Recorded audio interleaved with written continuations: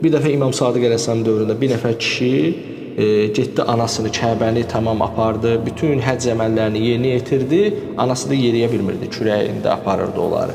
Sonra gəldi imama dedi ki, ya imam, bax mən anamı bütün həcc əməllərini ya ümrə əməllərini öz kürəyimdə eləmişəm. Mən anamın haqqından çıxdım. İmam Sadiq dedi ki, Allaha and olsun ki, bir gecəsinin haqqından çıxmamısan. Məsələn, deyirlər ki, neçə nəfər var ki, ona qarşı ağ olmaq insana həddindən artıq cəza təyin eləyər.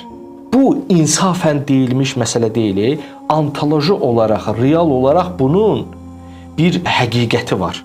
Məsələn, deyiblər, biri ustaddır, amma o ustad ki, onun çox əziyyəti var sənin üzərində. Biri, məsələn, ata-anadır, bir də bax belə valideyn kimi rəftar eləyən, yəni bütün hər bir hissini sənə ötürən bir adama qarşı laqeyd olsa, insan etinasızlıq olsa və ona naxələf olsa, onda bu insana tez bəla nazil olar. Niyə? Çünki onlar sənə ürəklə bağlanıb, ürəklə. Bir dəfə İmam Sadiq əleyhissalam dövründə bir nəfər kişi getdi anasını Kəbəni tamam apardı, bütün həcc əməllərini yerinə yetirdi, anası da yeriyə bilmirdi, kürəyində aparırdı onları. Sonra gəldi imama dedi ki, ya imam, bax mən anamı bütün həcc əməllərini ya ümrə əməllərini öz kürəyimdə eləmişəm. Mən anamın haqqından çıxdım. İmam Sadiq dedi ki, Allaha and olsun ki, bir gecəsinin haqqından çıxmamısan. Bilirsiniz niyə? Mən deyim, bax sizə hiss elətdirim bunu. İçinizdə valideyn varsa, o yaxşı biləcək. Valideyn olmayanlar bilməyəcək hələ ki. Allah hamıya valideyn olmağı qismət eləsin. Məsələn, tutaq ki, valideynlərin belə bir şeylər var. Uşaq adətən bir yerə göndərmisən, sənə qəfildən zəng eləyir. Özdə baxırsan, gəlirsən ki, 3-4 dəfə zəng eləyib. Amma belə eləyən deyil. O uşağa zəng eləyib, öyrənənə qədər ki, ay bala, nə olub? O da deyir ki, heç, falan şey alacaqdım deyə soruşdum. İnsan 100 dənə fikir beyninə gəlir. Bu elə-belə fikirlər də deyil. Bunu ata və ana yaxşı bilir. Onun ürəyində hansısa bir damarlar qırılır. Misal üçün deyirəm bunu. O elə bir əziyyət çəkir ki, onu heç kim başa düşə bilməz. Başa düşürsünüz? Valideynin övlada, ya ananın, atanın övlada elə bir bağlılığı var ki, məsələn, o xəstələnəndə valideyn elə bir hisslər keçirir ki, o keçirdiyi hissi övlad böyüyəndən sonra milyon manatlar xərcləyə, milyon dənə onu əyləncəyə apara, o keçirdiyi hiss var, o bir dəfə sən xəstələnəndə o hiss keçirdi və ay Allah, bu uşaq necə olacaq, qızdırması düşmür, həkimlər deyib ki, falan diaqnoz qoyublar buna, balam ölə bilər falan. Bu vaxt valideynin o keçirdiyi travmanın cavabını övlad böyüyəndə 1000 dəfə taparım o Kəbənin başına fırlatsa, onun cavabını verə bilmir axı. Ona görə də valideynin ürəyini qıranda, çünki valideynin ən çox sevdiyi övladıdır. Bilirsiniz, valideyn, mən sizə valideyn hisslərini demək istəmirəm, yadınıza salıram. Valideyn övladının barəsində elə bir gözləntidədir ki, onun ondan başqa sevdiyi yoxdur. Sevdiyi sözü az sözdür, yəni o onu özü bilir, özü. İndi bu barədə sözlər var da, valideyn övladını özü bilməsi barədə. Bu dəfə o özü bildiyi kəs valideynə elə bir hərəkət eləyir ki, valideyn orada elə bir çarəsiz hala düşür.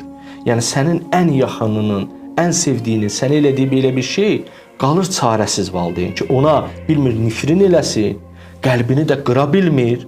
Burada qəribə bir problem yaranır. Ona görə də valideyni ağ qolunda həmin adam o dəqiqə cəzalanır. O dəqiqə ona cəza gəlir. Niyə? Çünki valideynin həmən keçirdiyi hallar qəza və qədərə təsir eləyir. Bildiniz? Və yaxud da dediyim kimi o ustadın və yaxud da sənə çox can yandırmış bir adam ola bilər. Amma valideyndən başqa, valideynlərin özü yerində bir dənə də əmim var, bir dənə dayım var, bir dənə xalam var.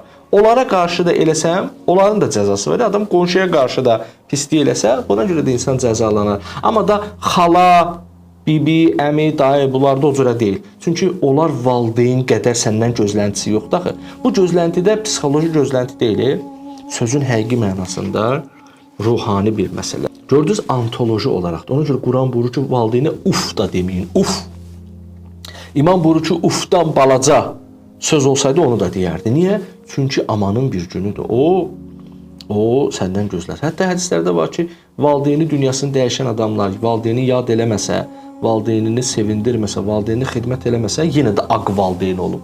Niyə? Çünki o dünyasını dəyişib, yenə də səndən kömək umur. Deyirsən, mənim əzizimsən, mən vaxtımda valideyn olanda dünyadakı bütün xoşbəxtlikləri kənara qoyub ancaq sənin üçün çalışmışam. Ancaq sənin üçün vuruşmuşam.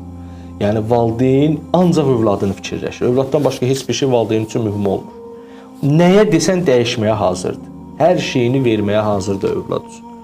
Ona görə də gözlənti artıq başqa cür və bu vaxt övladın hər hansısa bir pis hərəkəti valideynə pis təsir edir və bu isə qəza-və qədərdə şiddətli bir təsirə sahib olur, bildiniz? Və peyğəmbərlərə, imamlara qarşı da bu hərəkətlər eyni nəticəni verir. Başa düşürsünüz?